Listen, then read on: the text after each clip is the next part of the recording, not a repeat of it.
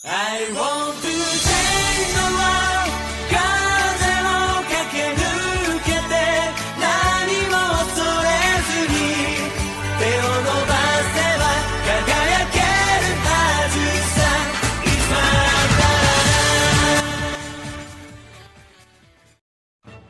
Halo teman-teman, gimana kabar kalian semuanya? Semoga baik-baik saja ya. Melanjutkan pada part sebelumnya, di mana Inuyasha yang menemukan tato laba-laba di punggung Naraku yang membuat Kaede menjadi dejavu. Lalu beberapa hari setelah itu, mereka pun melanjutkan perjalanan dan akan menginap di sebuah rumah milik saudagar di sana untuk menjaga jiwa anaknya yang sudah modar. Di sana, mereka pun disambut dengan baik, bahkan dihidangkan begitu banyak makanan. Di sisi lain, terlihat Kikyo yang ternyata masih hidup sedang bermain dengan anak-anak di sana. Namun, muncul dua orang pendeta yang gak suka dengan Kikyo dan menganggap ia adalah siluman karena aura jahat yang keluar darinya. Saat salah satu pendeta tersebut mencoba untuk mendekati Kikyo, ia malah menjatuhkan gulungan mantra yang bisa memperlihatkan wujud asli siluman bila menyentuhnya. Akan tetapi, gak terjadi apa-apa dengan Kikyo dan malah pendeta tersebutlah yang seperti kena setrum setelah Kikyo mengambilkan gulungan tersebut. Karena malas terus dipojokin depan anak-anak, Kikyo pun memutuskan untuk pergi. Setelah itu, pendeta tersebut semakin dibuat marah, apalagi mantra dalam gulungan tersebut tiba-tiba aja ngilang setelah Kikyo menyentuhnya tadi. Berbeda dengan dua pendeta tersebut, para warga desa di sana justru bersyukur dan merasa senang sejak kehadiran Kikyo di tempat mereka. Bahkan, salah satu anak kecil yang bernama Sajo sudah menganggap Kikyo adalah kakaknya sendiri. Di lain sisi, Miroku bermodus mau melihat anak kedua dari saudagar di sana karena jiwa mesumnya yang bangkit. Akan tetapi, ia pun malah merasa ilfil setelah melihat anak dari saudagar di sana yang gempal-gempal cabi. Sementara itu, Inuyasha dan Kagome sedang menjaga mayat dari anak sang saudagar yang sudah tewas. Namun tiba-tiba, tubuh dari mayat tersebut melayang dengan sendirinya, lalu muncul makhluk aneh yang berusaha mencuri jiwa dari anak saudagar tersebut. Beruntung, Inuyasha bergerak cepat dan berhasil mencegah makhluk aneh tersebut untuk mencurinya.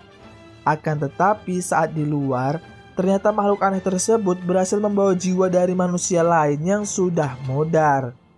Scene berpindah ke Sayo, di mana ia melihat Kikyo yang mau pergi entah kemana, sehingga ia pun mengikutinya. Sampai di danau, rupanya makhluk aneh tadi adalah suruhan dari Kikyo, di mana ia membutuhkan jiwa itu untuk tetap hidup. Para pendeta yang ternyata juga ada di sana pun rupanya tahu kalau Kikyo sebenarnya adalah orang yang sudah modar dan sedang di Edo Tensei. Sehingga ia kemudian mengeluarkan semacam bola naga untuk membuat Kikyo kembali ke alam baka. Akan tetapi, hal itu malah membuat Kikyo marah, lalu menghancurkan naga yang melilitnya itu, di mana serpihannya kemudian mengenai pendeta tersebut dan ia pun akhirnya modar. Sementara itu, rekannya yang takut pun terpaksa lari terbirit-birit. Kemudian, melihat Sayo yang ketakutan, Kikyo pun juga memutuskan untuk pergi dari desa tersebut. Di sisi lain, Kagome dan kawan-kawan terdampar di pinggir sungai karena kehilangan jejak makhluk aneh semalam. Tak lama berselang, mereka melihat seorang yang mengapung di sungai yang ternyata itu adalah salah satu pendeta yang kabur semalam. Saat sudah sadar, ia pun sangat ketakutan ketika melihat Kagome yang mirip dengan Kikyo. Kemudian, ia pun menceritakan peristiwa semalam kepada mereka semua, yang mana itu sedikit membuat Inuyasha kesal karena nggak percaya dengan ceritanya. Namun setelah itu, ia pun pergi sendiri untuk mencari Kikyo. Sementara itu, Kagome dan kawan-kawan yang mau menyusul Inuyasha pun tiba-tiba kembali melihat makhluk aneh semalam dan berusaha untuk mengejarnya. Sampai di tengah hutan, Miroku dan Shippo gak bisa masuk lebih dalam karena seperti ada penghalang yang melindungi tempat tersebut. Namun entah mengapa, Kagome kok bisa melewatinya.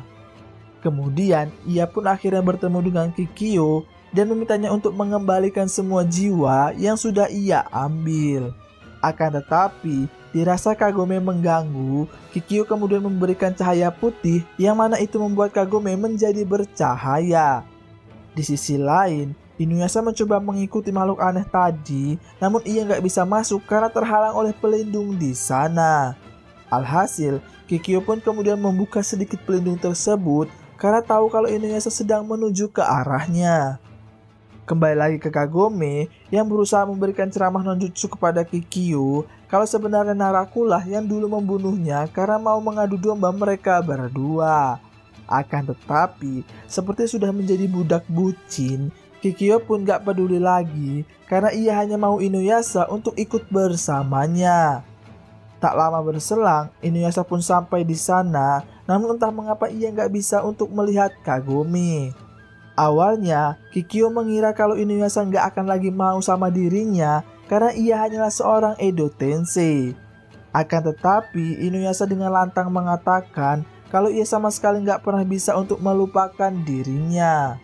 Mendengar itu, Kikyo pun langsung baper, namun nggak dengan Kagome yang malah seperti sakit hati.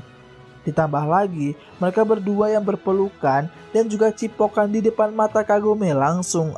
Aduh, nyesek banget bos. Kemudian, Kikyo mengeluarkan jurus 1000 rayuan gombal yang mana itu membuat Inuyasha ngefly dan lupa akan dunia. Akan tetapi, rupanya itu adalah rencana Kikyo untuk membawa Inuyasha ke alam baka agar bisa terus bersama-sama. Kagome yang sadar kembali mencoba memberikan ceramah nonjutsu kepada Kikyo, namun ia malah menyerang Kagome yang mana itu membuat cahaya putih hilang darinya. Merasa situasi semakin sulit, Kagome gak berhenti untuk memanggil Inuyasha yang mana itu akhirnya berhasil membuatnya sadar. Dan nggak disangka, Inuyasha pun memilih untuk menolong Kagome dibanding ikut bersama dengan Kikyo.